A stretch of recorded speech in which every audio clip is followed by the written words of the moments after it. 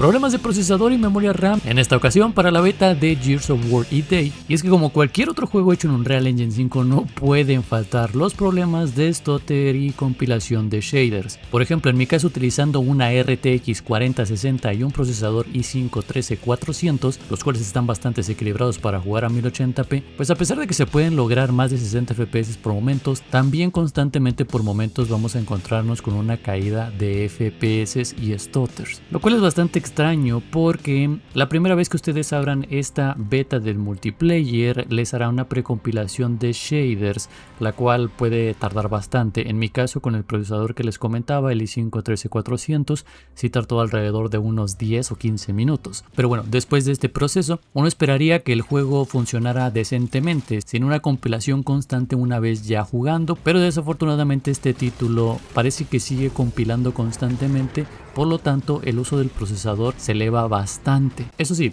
tengan en cuenta de que, por ejemplo, en este caso primero hice las pruebas con gráficos altos a 1080p y DLSS calidad. En un inicio parecía que el juego iba a funcionar por encima de los 60 FPS, alrededor de unos 70 u 80. Sin embargo, una vez avanzamos, nos encontramos enemigos, cargamos nuevas zonas del mapa, cargamos explosiones y cosas por el estilo, es donde empiezan los problemas, con constantes caídas por debajo de los 60 FPS. Al estar viendo las estadísticas, justamente pueden ver que el procesador se encuentra más o menos al 83%, es decir que está haciendo un uso bastante elevado, y además también, si se dan cuenta, el uso de la gráfica normalmente no está llegando al 100%. Eso significa que existe un cuello de botella con el procesador, pero no precisamente porque el procesador sea malo. Estamos hablando de un procesador de 6 núcleos de hace un par de años, del 2023, por lo que debemos de poder jugar a 1080p sin muchos problemas. El error aquí parece ser causado por el juego. Como mencionaba previamente, parece estar haciendo una especie de compilación constante de shaders, elevando el uso del CPU. Sin embargo, adicionalmente también me di cuenta de que el juego, en cuanto a uso de memoria RAM, está sobrepasando los 16 GB. Y repito, tengan en cuenta que estamos a 1080p DLSS calidad, ni siquiera estamos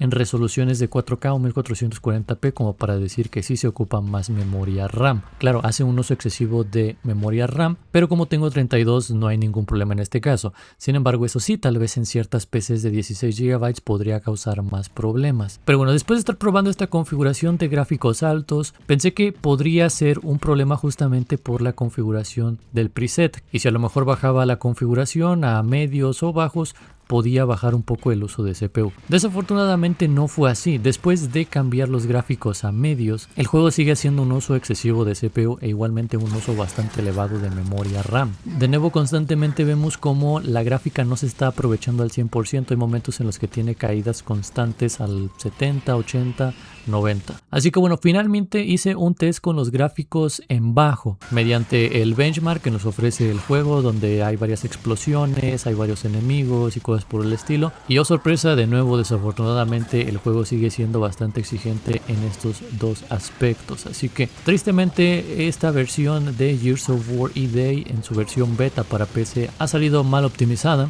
lo cual hasta cierto punto es entendible porque estamos hablando de una beta, pero definitivamente no va a ser nada agradable para los jugadores, sobre todo aquellos que contamos con PCs más modestas, porque obviamente si ustedes tienen una PC con un procesador mejor podrían lograr mínimo los 60 FPS. Claro, de repente a lo mejor alcanzarían los 120 y de repente tendría bajadas a 58, 60 o cosas por el estilo, pero sería un poquito más pasable a comparación de PCs más modestas como por ejemplo con este procesador, el i5 13400. La única alternativa de momento, por lo menos antes de que agreguen algún cambio o algún parche, si es que van a hacerlo en esta beta o si a lo mejor lo van a hacer en la siguiente, sería limitar los FPS a una cantidad más baja, como por ejemplo los 40 en caso de que tengan una pantalla compatible con 120 Hz, o si no, pues sería bloquearlo a 30, que desafortunadamente no sería muy recomendable eso. Y bueno, finalmente si en los comentarios me dicen ¿por qué no activas el Frame Generation? Eso podría mejorar la experiencia. Pues desafortunadamente este título no cuenta con Frame Generation, lo cual es bastante desafortunado. Sin embargo, aún así yo creo que el juego seguiría teniendo problemas incluso si tuviera la opción de activar el FG. En esta ocasión, por lo menos para la beta, parece que la versión de consola en la Xbox Series X está mucho mejor optimizada porque alcanza resoluciones de hasta 4K rescaladas a 1080p, mientras que acá ni siquiera podemos llegar a una resolución de 1080p con 60 estables. Claro, la versión de consola también tiene por ahí algunos problemitas, pero no son tan drásticos como como en esta versión. Sin embargo, si ustedes ya han podido probar esta beta, espero en los comentarios me puedan dejar su opinión. Les recuerdo que pueden probar esta beta mediante su suscripción de Game Pass, y si no cuentan con suscripción, ya saben que la pueden conseguir en eneba.com, ya que está rondando más o menos los $12, casi la mitad de lo que cuesta oficialmente en la tienda. En la descripción estaré dejando el link por si les interesa, y si compran de esta forma estarían ahorrando, pero también estarían apoyando al canal.